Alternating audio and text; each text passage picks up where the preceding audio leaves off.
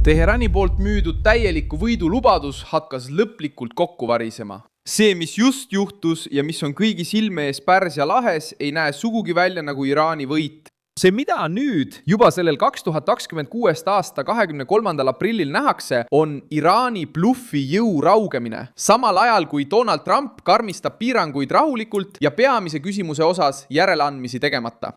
Relvarahu pikendati, kuid mereblokaad jätkus. Ja just siin muutub lugu hoopis kaalukamaks. Levinud uudistes arvatakse, et Donald Trump ei pakkunud Iraani režiimile tegelikku rahu. Ta pakkus aega, kuid mürgist aega. Meri oli suletud, kaubandus surve all ja Iraani sisemine võim üha rohkem lõhenenud. Tugeva tõlgendusega, et Teheranis võib igal hetkel toimuda võimupööre. Ma räägin sulle sellest kõigest kohe, aga nüüd tahad sa kindlasti olla kanali tellija, et olla hästi informeeritud. Reaalajas teave, parima ajakirjandusliku kvaliteediga, mida kunagi nähtud, usaldusväärselt Milson Alves News. See, mis viimase 2 päeva jooksul juhtus, aitab kõike selgelt kokku siduda. 22. aprillil tegi Valge Maja selgeks, et Trump soovib Iraani poolelt ühtset vastust, et jätkata mis tahes kokkuleppega. Probleem on selles, et seda ühtsust lihtsalt ei paista kusagilt. Ameerika Ühendriikide valitsus ise on hakanud avalikult ütlema, et näeb Iraani juhtkonda killustatuna. Samal ajal süüdistas Iraani president Massoudi Pezeshkian Washingtoni tõelise läbirääkimise saboteerimises, kuna nad hoiavad sadamat blokeerituna. See kombinatsioon paljastab draama keskme. Ameerika Ühendriigid teesklevad ukse avamist, kuid hoiavad samal ajal režiimil käe kõril. Iraan kaebab, reageerib, ähvardab, kuid ei suuda rääkida ühel häälel. Kui riik ütleb, et tahab läbi rääkida, kuid tunnistab tegelikkuses, et blokaad takistab igasugust edasiminekut, paljastab ta ka oma nõrkuse ulatuse. Ja kus see nõrkus kõige rohkem välja tuli? Just Hormuzi väinas. Chestiel vastas Iraan survele 2 kaubalaeva kinnipidamisega. Kohe pärast seda, kui Trump peatas uued rünnakud ilma kindla kokkulepeta Iraani poolelt. Režiim püüdis muuta väina jõudemonstratsiooni lavaks, kuid rahvusvaheline mõju oli teissugune. Just siin hakkab revolutsioonilise kaardiväe bluff kokku varisema. Iraani režiim püüab müüa kuvandit, et ta on endiselt see, kes dikteerib. Sündmuste käik viitab hoopis teises suunas. Trump ei pidanud olukorra halvendamiseks Teheranis uut massiivset rünnakut alustama. Piisas vaid blokaadi jätkamisest, ootamisest ja vastuse nõudmisest, mida Iraani süsteem ise näib olevat võimetu andma. Ameerika Ühendriikide poolt antud vaherahu pikendamine on strateegiline lõks. Väliselt jätkub majandussurve, seest puult sööb režiimi järjest enam fraktsioonide vaheline võitlus. See, mis näis olevat mõõdukus või leebus, hakkab kõlama kui külm kalkulatsioon. Ja siis bluff kaotab jõu, sest Iraan räägib küll endiselt valjult, kuid juba lõhestatult.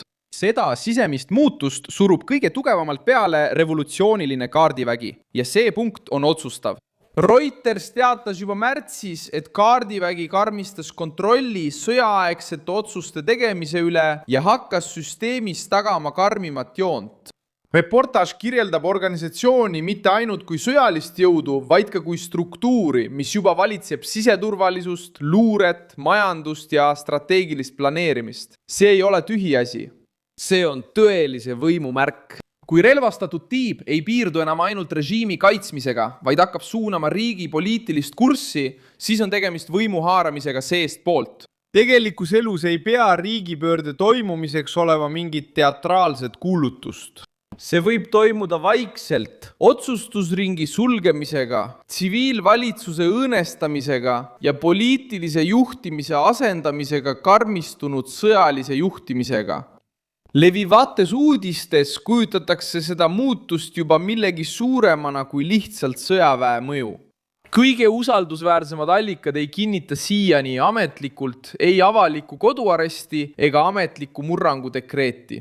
Kuid nad kinnitavad midagi võib-olla olulist. Kaardivägi tegutseb juba tuumikuna, mis dikteerib karmi liini, sulgeb süsteemi ja piirab poliitilise valitsuse tegevusruumi. Teisisõnu, see, mida maailm nimetab endiselt islami vabariigiks, omandab üha enam militariseeritud masina näo. Ja see mõjub praktilises plaanis juba riigipöördena. Selle pöörde põhjused muutuvad samuti üha nähtavamaks. Režiim jõudis sellesse faasi juba väga nõrgenenuna. Reuters teatas 8. aprillil, et Iraan jõudis selle sõjaetapini nõrgas seisus. Tehased olid kahjustatud, energiavarustatus ebakindel, tööpuudus kasvas, kaubandus oli kokku kukkunud ja hinnad tõusid kiiresti. Agentuur tõi välja tooted, mis on sõja algusest saadik umbes 40% kallinenud ning märkis kasvavat hirmu uute protestide ees.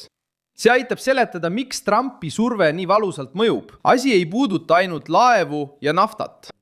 Tegu on režiimi suutlikkuse nõrgestamisega, et see ei suudaks enam oma sisemist masinavärki ülal pidada, tänavaid kontrollida ega stabiilsuse näilist muljet jätta. Kui raha napib, kaob ka legitiimsus. Kui legitiimsus kaob, suureneb repressiooni surve. Ja kui repressiooni surve kasvab, võtavadki rohkem võimu enda kätte relvastatud jõud. Seepärast tuleb selle loo keskpaika käsitleda kui ohtlikku üleminekut, mitte kui üksikut episoodi. Trump karmistab survet ja ootab. Teiselt poolt püüab Iraan vastata laevade arestimise, karmide avalduste ja blokaadiga seotud nõudmistega. Kuid tegelikult paljastab igaüks neist reaktsioonidest samuti režiimi nõrkust. Kui Teheran oleks tõesti mugavas olukorras, ei peaks ta iga uue surve korral Hormuzi väina jõudemonstratsiooniks muutma. Kui juhtkonnas valitseks tegelik ühtsus, ei nõuaks Ameerika Ühendriigid ühtset vastust kui põhilist tingimust.